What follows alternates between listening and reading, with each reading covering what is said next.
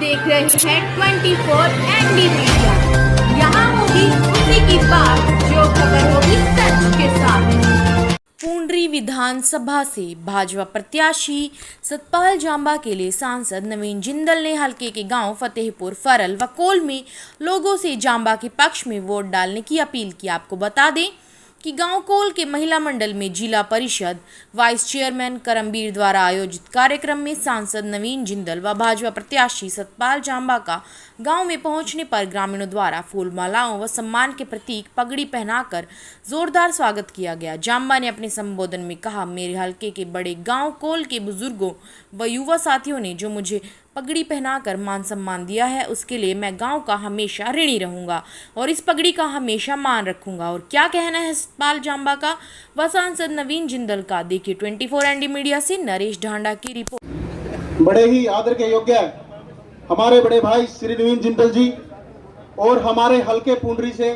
BJP के प्रत्याशी भाई सतपाल जांबा जी और जितने भी अभी भाई साहब रामपाल भाई साहब ने सबके नाम लिए, सम्मानित मंच देवतुल्य मेरे गांव से कोने कोने से पहुंचे युवा साथी, बड़े बुजुर्ग, मेरी बहनें, माताएं बहनें और छोटे बच्चे, आप सबका सबसे पहले मैं बलवंत सिंह बल्लू के इस गांव में, चौधरी ईश्वर सिंह के इस गांव में, चौधरी अनंत राम जी के इस गांव में, गढ़ तेश्वर तीर्थ के इस गांव में आपका दिल की गहराइयों से स्वागत करता हूं। एक बार जोरदार तालियों के साथ, आपके हृदय की गहराइयों से तालियों से पता चलना चाहिए कि कोल वाले आप लोगों से कितना प्यार करते हैं।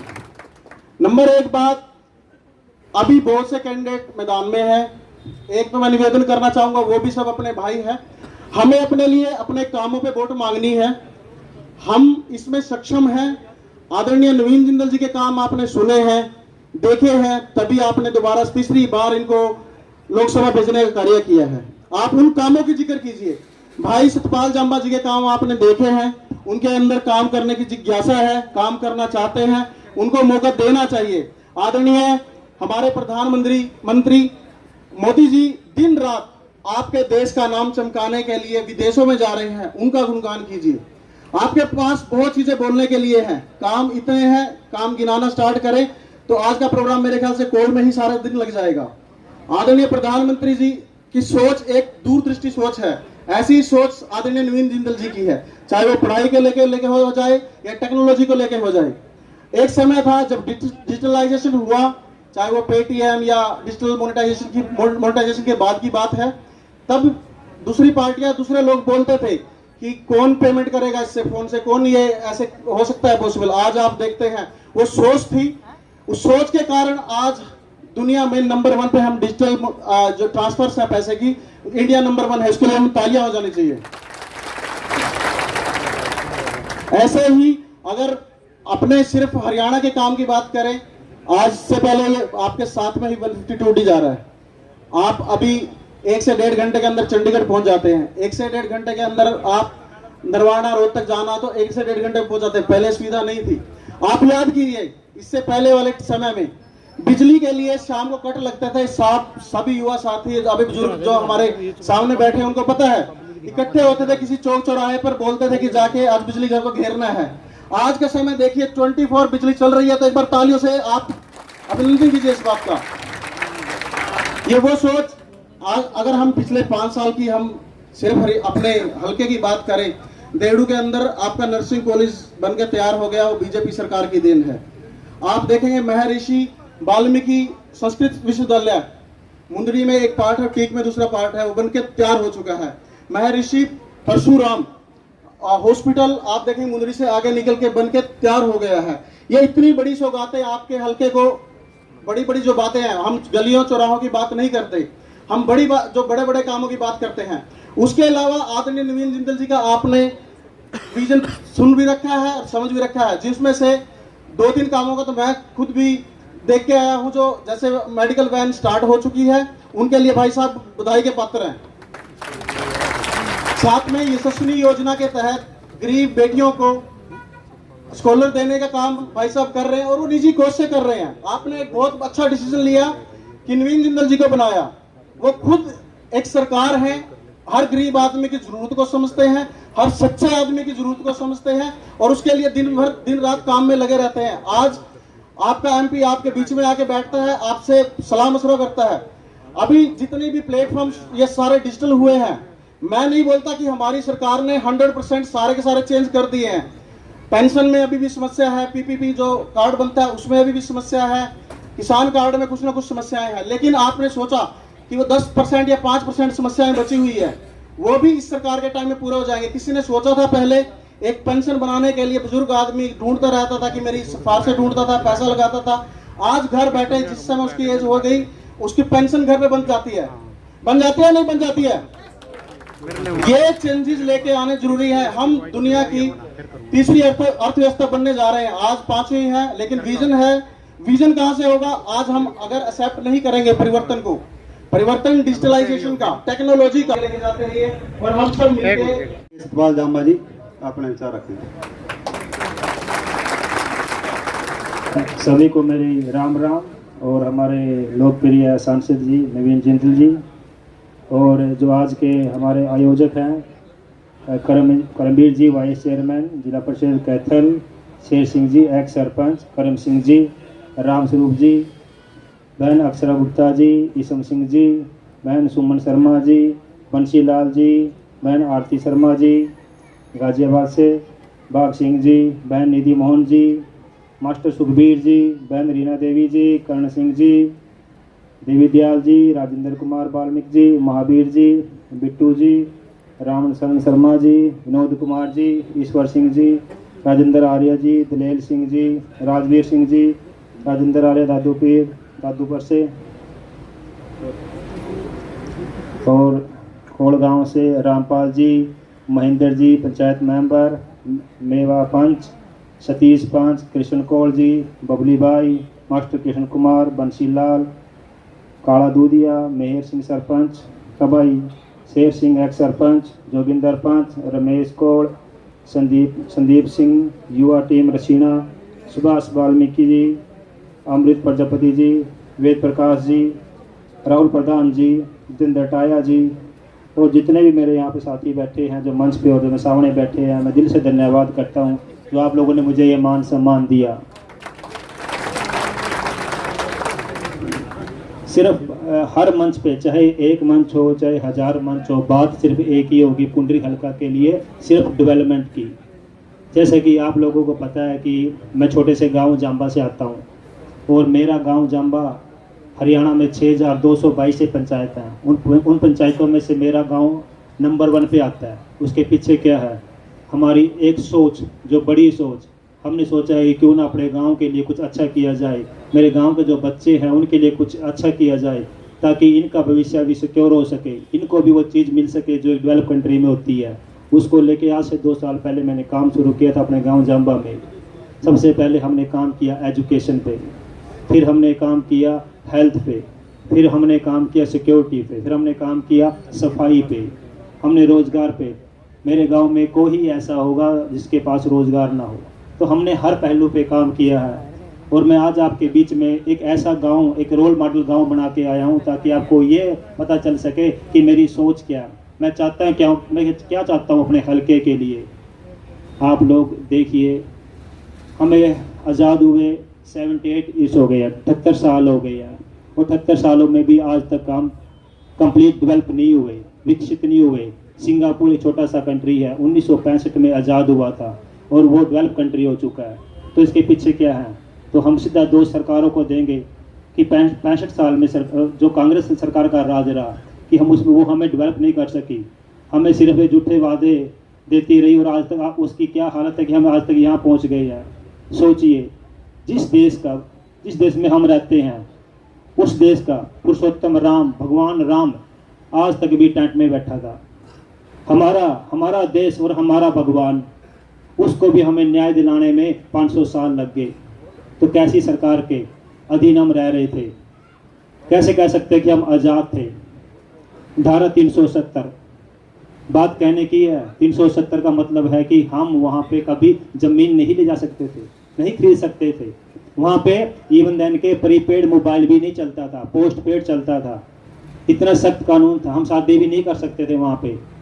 तो उसको तोड़ने का काम किसने किया? राम मंदिर किसने बनाया? क्यों ना मैं प्यार करूं अपनी भारतीय जनता पार्टी से, क्यों ना मैं उसके लिए काम करूं, क्योंकि मेरी ऐसी भारतीय जनता पार्टी है जो राष्ट्र को आगे लेके चल रही है। जिस देश की जीडीपी 11 नंबर पे थी, उस देश की जीडीपी आज 5वें नंबर पे आ चुकी है। हमारा देश तरक्की कर रहा है। आप लोग पढ़े लिखे हो, समझदार हो, क्या आप चाहोगे कि आपका कोई विधायक 7वीं पास बने? अगर 7वीं पास आप लोगों ने बना भी दिया, जात पात के बातों में आके आप लोगों ने बना भी दिया, तो विधानसभा में वो आपके राइट्स, आपके अधिकारों के लिए क्या लड़ेगा? सोचा है आप लोगों ने? मैं पहले भी कह चुका, मुझे राजनीति नहीं आती, ना मैंने राजनीति करनी है। मैं आप लोगों के लिए सेवा करने के लिए आया हूँ। मैं राजनीति में पेट भर के आया हूँ, मैं पेट भरने नहीं आया। और मेरे लिए बड़े सौभाग्य की बात है कि मुझे ऐसे सांसद मिले हैं, मेरे बड़े भाई नवीन जिंदल, जिसकी सोच इस देश को आगे ले जाने की है, जिसकी सोच एक है कि मेरा भी भारत कैसे विकसित हो, कैसे डेवलप हो। हम भी जब बाहर फॉरेन में जाते थे, देखते कि जितने भी डेवलप कंट्री हैं उनके पास हर तरह की फैसिलिटीज़ है, कितने साफ सुथरे उनके गांव हैं, कितने सुंदर उनके गांव हैं, हाथ लगाए मैली होती थी वहाँ की सड़कें। तो ये लगता था कि भी हमारे देश में भी कभी ऐसी चीज़ें आएंगी, हमारा देश भी कभी ऐसा डेवलप होगा।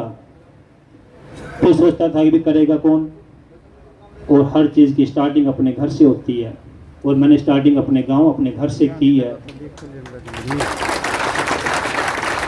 और मैं आप लोगों से वादा करता हूं, मैं अपने बड़े भाई नवीन जिंदल के साथ मिलके, क्योंकि ये ऐसे इंसान हैं, इनको पैसे का लालच नहीं है, इनको समाज सेवा का लालच है, और ये समाज सेवा करते आए हैं। इन्होंने पहले 10 साल भी हल्के में समाज सेवा की है, और अगले 5 साल रियलमी ट्रस्ट में मैं आपसे जुबान देता हूँ, ये इतने काम करेंगे जो पिछले 10 साल में किए थे, उससे कई गुना काम करेंगे। क्योंकि हमारे सांसद की एक ही सोच है कि अपना देश आगे कैसे बढ़े।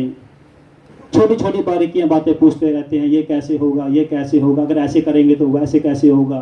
तो सोचिए, जिस सांसद की सोच इस देश को आगे ले जाने की हो, वो डेफिनेटली इस देश को आगे लेके जाएगा। नरेंद्र मोदी ऐसा नेता जिसका दुनिया में डंका बजता है। केंद्र में नरेंद्र मोदी जी हैं, हरियाणा में नायब जी हैं, और कुरुक्षेत्र में नवीन जी हैं, और सतपाल जी को भी थोड़ी सी सेवा करने का मौका दे दीजिए। जो स्कीम केंद्र से चलेगी स्टेट में आएगी, और कुरुक्षेत्र में पहुंचेगी, सतपाल के पास जरूर आएगी, और वो पुंडरी हल्का को मिलेगी।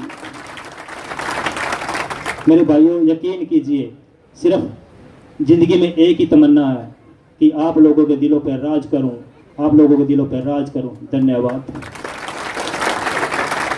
अभी आपने इनके विचार सुने, जैसे पता लगा इनके कितने शिक्षित विचार हैं। अब मैं हमारे माननीय नवीन जिंदल जी को आमंत्रित करता हूँ आए।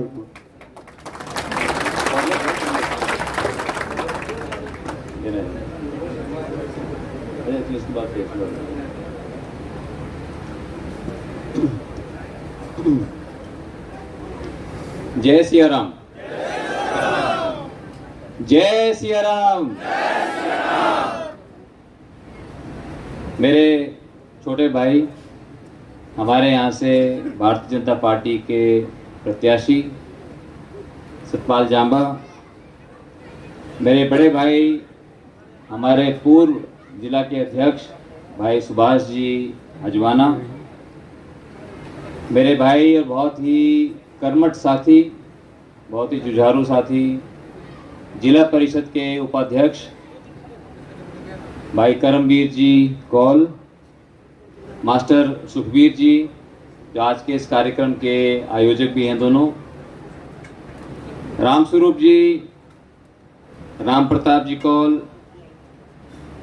ईश्वर सिंह जी, बहुत ही आदर के योग पूर्व सरपंच शेर सिंह जी, जिनका आशीर्वाद हमेशा मुझे मिला है, देवी दयाल जी बरसाना, विनोद बंसल जी हमारे मंडल अध्यक्ष, बाग सिंह जी, बंसीलाल जी, धर्मेंद्र जी वाल्मीकि, ईश्वर सिंह जी, करण सिंह जी, राजेंद्र कुमार जी, रामशरण जी, विनोद कुमार जी, ईश्वर सिंह जी, राजेंद्र आर्या जी, दलेल सिंह जी, मास्टर कृष्ण कौल जी, राजवीर जी, संजीव जी सरपंच रसीना, बहन अक्षरा गुप्ता, बहन निधि मोहन, बहन सुमन शर्मा, रीना देवी जी, भाई अमित टाया, भाई विजेंद्र महला, कृष जी जाजनपुर, रमेश जी कौल, भाई सतपाल चौहान जी, रामदिया जी पूर्व सरपंच परसाना, और यहाँ मंच पे बैठे हुए सभी मेरे भाइयों, मेरी बहनों, सभी भारतीय जनता पार्टी के नेतागण, सबका नाम लूँगा तो समय अधिक लगेगा। और यहाँ सदन में उपस्थित, यहाँ पर उपस्थित सभी मेरे सम्मानित बुजुर्गों, मेरे भाइयों, नौजवान साथियों, सुन रही मेरी माताओं, बहनों, पत्रकार, छायाकार बंधुओं, आज ही पूरा याद है जब मैं आपके बीच में, चुनावों के बीच में इसी तरह से आया था। इससे भी और भी ज़्यादा उस समय शाम का टाइम, इससे भी ज़्यादा लोग उस समय थे, और आप लोगों ने कॉल से मुझे एक तरफा माहौल करके, आप लोगों ने अपना आशीर्वाद दे के मुझे सेवा का मौका दिया।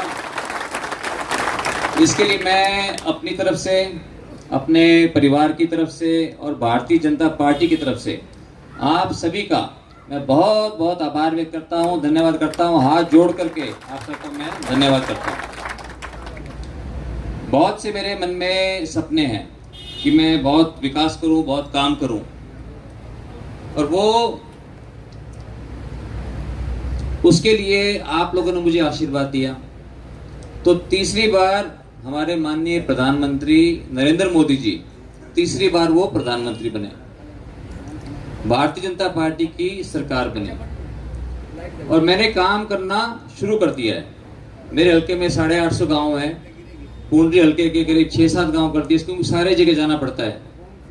तो आज मुझे सौभाग्य प्राप्त हुआ आपके बीच आने का, आपको धन्यवाद करने का भी, और बहुत हमें विकास करना है। अभी भाई करमवीर जी ने सारी बातें बताई, मैं उन बातों को दोहराना नहीं चाहता। सतपाल जी ने बहुत बातें बताई, उन बातों को भी दोहराना नहीं चाहता, क्योंकि समय ज़्यादा लगेगा। लेकिन मैं ये कहना चाहता हूँ, आपको कुछ मैं बताना चाहता हूँ। आप बहुत यहाँ पर लोग जो है कॉल के एक राजनीतिक सोच रखते हैं। आपको आंकड़ों के हिसाब से, आपने एक बात सुनी होगी कि इतिहास अपने आप को दोहराता है। सुनिए ये बात आपने, इतिहास अपने आप को दोहराता है। तो इतिहास दोहराने से मेरा मतलब ये है, जिसकी सरकार केंद्र में होती है उसी की सरकार हरियाणा में बनती है। आप हरियाणा को बने हुए 57 साल हो गए। ये हमारे भाई नसीब जी हैं यहाँ पे, इनको भी पता है इस बात का कि 57 साल के अंदर सिर्फ 2 साल ऐसे थे, 87 से लेके 79 तक, जब केंद्र के अंदर तो थी कांग्रेस और यहाँ पे थी लोकदल। वरना जिसकी सरकार, आप उठा के देख लो, मेरे पत्रकार छायाकार भाई भी हैं यहाँ पे, आप उठा के देख लो, जिसकी सरकार केंद्र में उसी की सरकार हरियाणा में। वो क्यों?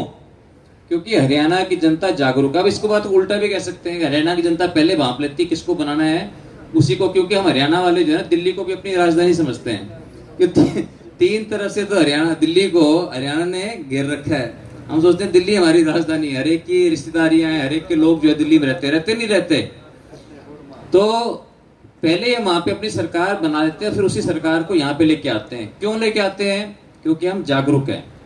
हम जानते हैं कि तालमेल से, अगर राज्य सरकार का और केंद्र सरकार का तालमेल होगा तभी विकास होगा। वरना जो है राज्य सरकार कुछ करना चाहेगी, केंद्र सरकार कुछ करना चाहेगी, और बीच में पिसेंगे लोग। तो इसलिए आज जब केंद्र के अंदर सरकार है मोदी जी की, भारत के इतिहास में, मैं कहूंगा विश्व के इतिहास में, कोई नरेंद्र मोदी जी जैसा लोकप्रिय नेता पूरे विश्व में कभी आज तक नहीं हुआ। जब इतने लोकप्रिय नेता, और जो बातें अभी भाई सतपाल जामा ने कही कि मंदिर बनाना कोई छोटी बात तो नहीं थी, आज बन गया तो हमें लगता है कि आसान बात है। नहीं, 500 साल से हम मंदिर कर रहे थे। 500 साल से चाहता था ना, हर हिंदू चाहता था कि भी राम मंदिर अयोध्या में बनना चाहिए। बनाया किसने? बीजेपी ने, नरेंद्र मोदी जी ने। धारा 370 हटनी चाहिए, चाहते थे लोग, बोलते थे इस बात को कि जम्मू कश्मीर भारत का एक अभिन्न अंग है, सेम कानून होना चाहिए वहाँ पे, जो एक ही कानून होना चाहिए जो वहाँ पे है जो यहाँ पर है, लेकिन ऐसा था नहीं। लेकिन अब इन्होंने धारा 370 हटा दी। इस तरह और मैं कई बातें गिनाऊं तो सैकड़ों ऐसी बातें हैं। तो आज जो इतनी मजबूत सरकार है केंद्र में, और नरेंद्र मोदी जी ने हरियाणा की बागडोर किसको दी? एक पिछड़े समाज के किसान के बेटे को, एक पार्टी के कर्मठ कार्यकर्ता को प्रदेश का मुख्य सेवक बनाया, नायब सैनी जी को, जो हमारे यहाँ से सांसद भी रहे, एक गांव से यहाँ पर भी आए हुए हैं, कॉल में भी आए हुए हैं, हमारा उनसे बहुत लगाव है। और इतने सरल स्वभाव के, मैंने कम से कम भी 30-40 तो मैंने चीफ मिनिस्टर देखे होंगे, मुख्यमंत्री देखे होंगे, खाली हरियाणा के नहीं, पूरे देश के अंदर कई राज्यों के मुख्यमंत्री मैंने देखे होंगे। इतना सिंपल, इतना सादगी भरा है मुख्यमंत्री मैंने नहीं देखा कहीं पर भी पूरे हिंदुस्तान के अंदर, जितना नायब सैनी जी। अच्छा, आप लोग मेरे पे विश्वास करते हो? एक बार हाथ खड़े करके बताओ, मेरे पे विश्वास करते हो? और मन्ना प्यार करो, मन्ना प्यार करो, मन्ना हाथ खड़े करके बताओ। धन्यवाद। तो जितना प्यार आप करते हो ना, मेरे ये सारे रोंगटे, जो मेरी दाढ़ी तो आज बनाई को नहीं, खड़े हो गए सारे के सारे रोंगटे खड़े हो गए आपके इस प्यार को देख के। उससे ज्यादा प्यार मैं आप लोगों को करता हूँ, ठीक है? तो अब ये बताओ मेरे को, आप मेरी ताकत को बढ़ाना चाहते हो, घटाना चाहते हो? बढ़ाना चाहो तो मेरी ताकत किस तरह बढ़ेगी? बस ये बात है, ठीक है? जब सतपाल जांबा मेरा छोटा भाई यहाँ से, आपका बेटा जब वो ऐसे विधायक बनेगा तो 1 और 1 2 को नहीं होगा, 1 और 1 11, और सेठी नायब सैनी 1 और 1 और 1 111, ठीक है ना? ये मैं सोचता था भाई मैं नरेंद्र मोदी ने जब जोड़ दूं 1 और 1 और 1 कितने हो गए? 1111, ठीक है? अभी पहले तो कई बार हिसाब को लगा पाया, लेकिन ये भी हिसाब लगा लिया, पीछे से मदद करती है तो 1111 हो जाओगे। तो मतलब तालमेल से। और जो बाकी भाई जो चुनाव में खड़े हैं वो भी अच्छे हैं, मैं किसी के बारे में कोई गलत बात नहीं कहता, मेरे बारे में तो लोग बहुत कुछ बोलते हैं। वो जो बाकी जो कई चुनाव में खड़े हैं वे भी अच्छे लोग हैं, वे भी अच्छा करना चाहते, लेकिन आपका वोट तो एक ही नहीं देश का है। या बोला भाई चलो 1 वोट इसने दे दा, 1 वोट इसने दे दा, तो सारे वोट खराब हो जाए, पता लगा पीछे बीच में कोई और ही निकल गया, ये भी बात हो गया। तो इसलिए जब तक एकजुट होकर के भाई ये नया लड़का है, और फिर एक ये भी यहाँ का इतिहास की मैं बात करूँ था ना, इतिहास अपने आप को दोहराता है। पूरा का इतिहास ये है कि इंडिपेंडेंट बना दो, पुंडरी का यही है ना इतिहास, ज्यादातर जो है इंडिपेंडेंट बना दो। तो पार्टी ने ऐसा सोच के कैंडिडेट दिया है जो इंडिपेंडेंट भी जीत सकता था, उसको पार्टी ने टिकट दे दिया। इसलिए आने वाले टाइम पे आप देखोगे दिन प्रतिदिन बाकी पार्टियों में बज रहे हैं जूथ, बाकी पार्टियां धीरे धीरे आएंगी नीचे, और आपकी पार्टी भारतीय जनता पार्टी निरंतर जो है आगे बढ़ती रहेगी, आगे बढ़ती रहेगी, जोर पकड़ेगी और सरकार बनाएगी। इसलिए मैं आप सभी से मैं विनती करने के लिए आया हूं, जो हम काम करना चाहते हैं। मेरे को बहुत अच्छी लगती है जब भाई सतपाल बोलता है कि जिस तरह से गांव, विदेशों में गांव है जिस तरह से, वैसे यहाँ गांव यहाँ क्यों नहीं हो सकते? हमारे इतने भाई, हमारे इतने बेटे यहाँ से जाकर के विदेशों में रहते हैं ना, घर घर के अंदर जो है लोग जो है विदेश गए हुए हैं। तो भाई आपा जो है अगर ऐसा बना दे वहाँ पूरे कॉल गांव ने सुंदर साफ सुथरा अच्छा बना दे, वहाँ विकसित करते, वहाँ हमारे बच्चों को बाहर जाने की जरूरत नहीं होगी, यहीं पर जो है उनको काम मिलेगा, यहीं पर जो है उनको रोजगार मिलेगा, और यहीं इसको हम इतना सुंदर बना दें कि बाहर जाने का मन ही कौन करे, बाहर तो मजबूरी में जाते हैं। तो इसलिए उसी के लिए मैं स्किल सेंटर बनाना चाहता हूँ।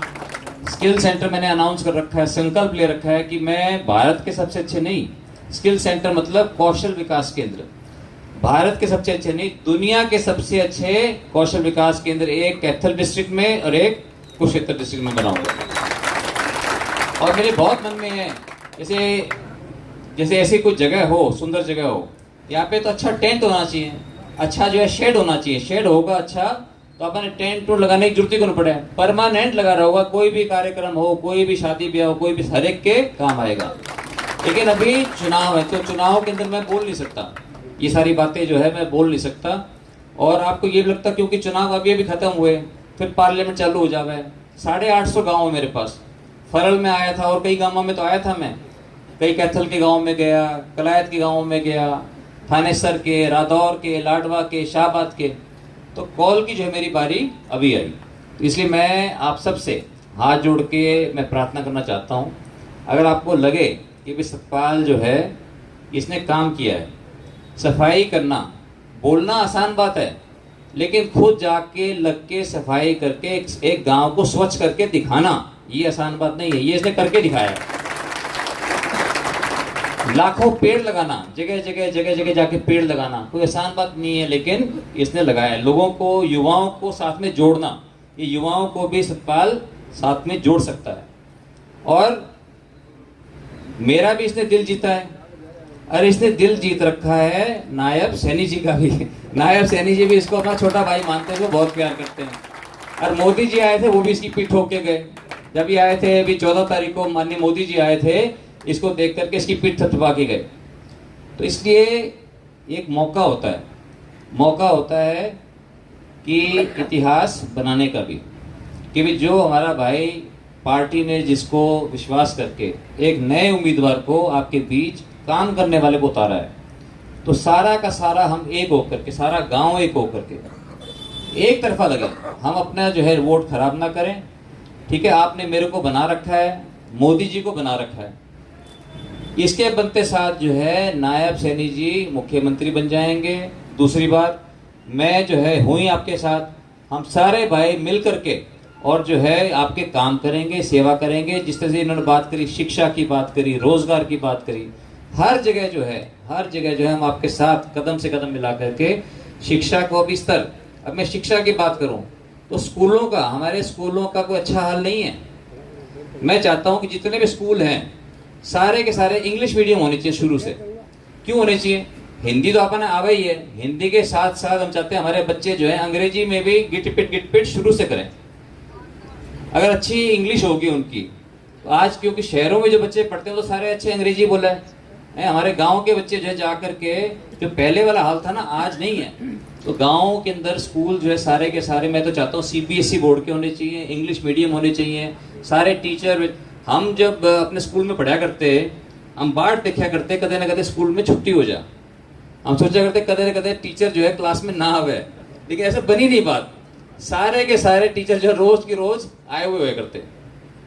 अब जो है मैं सब सुनता हूँ कि भी टीचर नहीं है, ये नहीं है, छुट्टी होती है, एक ही टीचर सारी क्लासें पढ़ाता है। तो मेरे को बड़ा दुख होता है इस बात का। ये सारी बातें अपन ने चेंज करनी है, इसलिए बहुत काम करना है। और बच्चों की नींव, मैं ये भी जानता हूँ कि बच्चों की नींव बन जाती है जब वो 5 से 8 साल तक तो होते, तब उनकी नींव बन जाती है। अगर उस टाइम पे अगर उनकी अच्छी शिक्षा ना मिले बचपन में, उसकी फिर भरपाई नहीं हो सकती। जिस तरह खान पीन का, अगर किसी बच्चे को अगर बचपन में उसको खाना पीना ठीक नहीं मिले, उसकी भरपाई बाद में नहीं कर सकते, वो कमजोर रह जाएगा बच्चा। चाहे बच्चा हो चाहे कोई डांगर हो, अगर उसको हम नहीं रखेंगे, शुरू से ठीक से नहीं देंगे, तो उसका पोषण नहीं करेंगे, तो वो कमजोर रह जाएगा। इसी तरह से दिमाग की बात है, तो दिमाग भी जो है बच्चे का शुरू में ही बन जाता है। तो मैं अब इन बातों को नहीं करता, अब राजनीतिक बात पे आ जाऊं। तो मेरी आप सबसे मेरी विनती है कि 5 तारीख को आप किसी, हर एक तरह की लोग बातें करेंगे, तरह की बातें करेंगे आप, लेकिन सियाने हो। ठीक है, आप लोगों की, आप मेरी बात में आपको सच्चाई लगे, मेरी आंखों में आपको सच्चाई झलके, मेरी बात आपके दिल को छू जाए। तो मेरी आप सबसे हाथ जोड़ के विनती है कि हमारे अच्छे भविष्य के लिए, हमारे नौजवानों के अच्छे भविष्य के लिए हम 5 तारीख को यहाँ पर भी, और आपकी जो पहुंच है कॉल की आप लोगों की पहुंच, कोई आप कुरुक्षेत्र में है, कोई आपकी रिश्तेदारी है कैथल में है, कोई आपके रादौर में, सारी जगह अपनी रिश्तेदारियां हैं। सब जगह आप एक ऐसा माहौल बनाओ कि भी हमारे को जो है भारतीय जनता पार्टी को मजबूत करना है, नरेंद्र मोदी जी को मजबूत करना है, नायब सैनी जी को मजबूत करना है, नवीन जिंदल को मजबूत करना है। और वो तभी हो सकता है जब यहाँ से सारे एकजुट होकर के सतपाल जांबा को मजबूत करें। तो मैं आप सभी का, मैं दिल की गहराइयों से मैं आपका बहुत बहुत धन्यवाद करता हूँ कि आपका जो मुझे इतना प्यार मिलता है, इतना आपका आशीर्वाद मिलता है, कि मैं ईश्वर से एक ही प्रार्थना करता हूँ कि हे ईश्वर हमें इतनी शक्ति देना, भारतीय जनता पार्टी के हम सभी नेताओं को, सभी कार्यकर्ताओं को इतनी हमें शक्ति देना, इतनी हमें बुद्धि देना कि जो आप लोगों की आशाएं हैं, आप लोगों की आशाओं के ऊपर हम खरे उतरे और आपने जो भी पगड़ी पहनाई थी, आपकी पगड़ी की हम हमेशा लाज रखें। बहुत बहुत धन्यवाद। और एक बार अंत में एक नारा लगाऊंगा जोर से, ठीक है ना जी? अब दाएं हाथ की मुट्ठी बीच लो, दाएं हाथ की मुट्ठी बीच के और आपने नारा लगाना है, लेकिन पड़ोसी के मुक्का मत मारना। पड़ोसी के मुक्का मारते हो हमारी वोट खराब होगी। रेडी? एक ही बार लगाऊंगा जी, फिर कदे सोचो कि दूसरी बार बोले, दूसरी बार एक ही बार, क्योंकि वोट भी एक ही बार देना पड़ा है। ठीक है, रेडी? भारत माता की धन्यवाद। जय हिंद। बहुत बहुत धन्यवाद हमारे माननीय सांसद जी का। खबरों से जुड़ी हर अपडेट जानने के लिए हमारे चैनल को लाइक करें, सब्सक्राइब करें और ज़्यादा से ज़्यादा शेयर करें।